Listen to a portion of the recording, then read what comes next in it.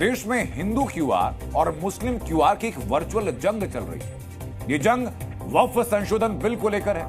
वक्फ संशोधन के समर्थन में हिंदू संगठन क्यूआर कोड के जरिए बिल का समर्थन करने की अपील कर रहे हैं। उसी तरीके से मुस्लिम संगठन एक अलग क्यूआर कोड के जरिए वक्फ संशोधन बिल की मुखालफत में उसके खिलाफ अपील करवा रहे हैं। लेकिन क्यूआर वाली ये जंग अब ईमेल तक भी पहुंच चुकी है। बीजेपी ने अपने सांसदों को वक्फ संशोधन बिल के लिए समर्थन जुटाने के काम में लगा दिया है। बीजेपी के हर सांसद वक्फ संशोधन बिल के समर्थन में 1000 ईमेल करवाएंगे, यह असाइनमेंट दिया गया है।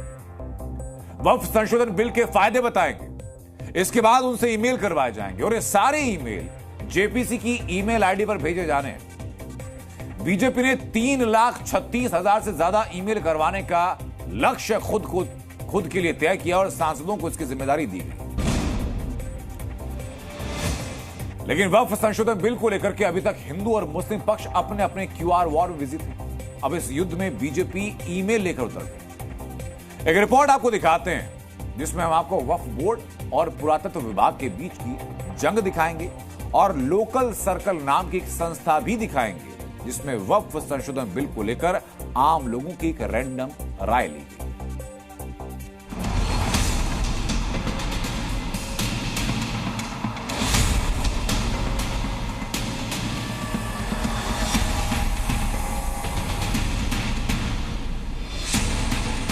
जेपीसी के अंदर वक्फ संशोधन बिल को लेकर चिंतन चल रहा है और जेपीसी के बाहर हिंदू और मुस्लिम समाज क्यूआर वॉर में लगा हुआ है।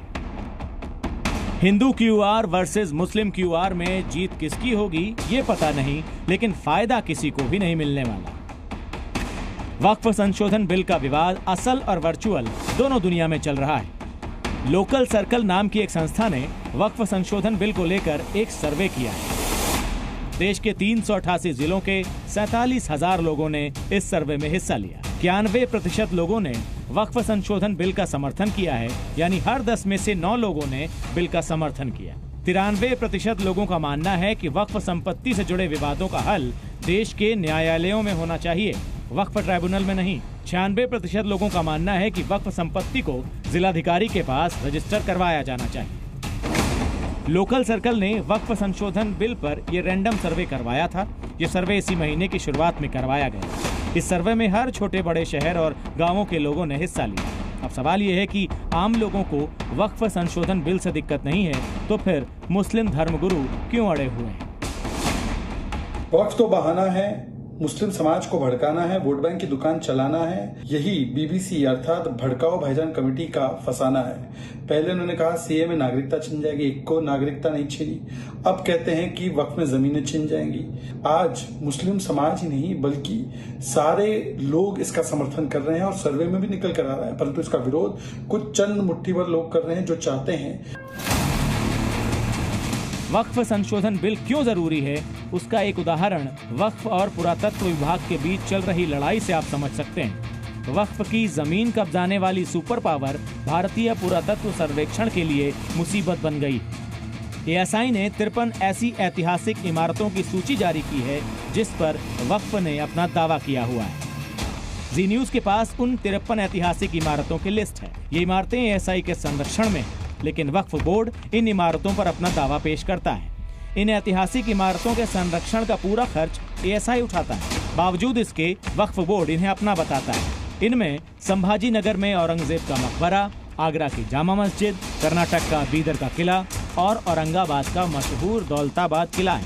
एएसआई ने 24 में से अभी केवल 9 जोन की जानकारी दी। इससे आप समझ सकते हैं कि वक्फ बोर्ड ऐतिहासिक इमारतों पर खास तौर से नजर रखता है।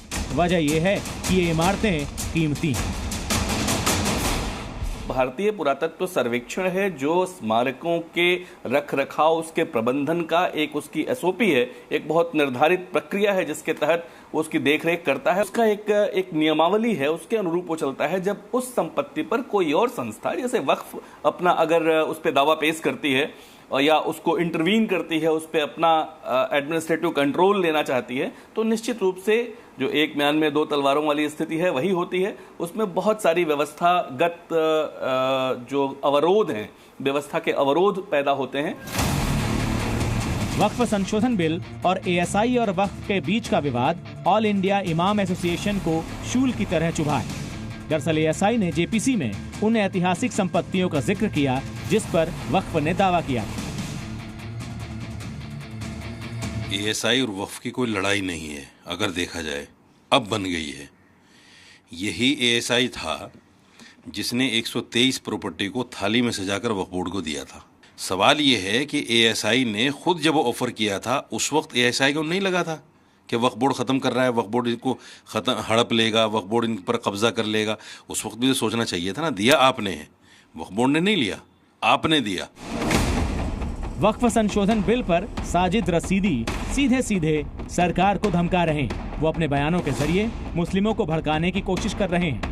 वक्फ बिल में संशोधन हुआ तो एएसआई संरक्षित इमारतें वक्फ संपत्ति नहीं रह जाएंगी। इसीलिए कुछ मुस्लिम धर्मगुरु भड़के हुए हैं। दिल्ली से अशोक राज, जी मीडिया। जी न्यूज़।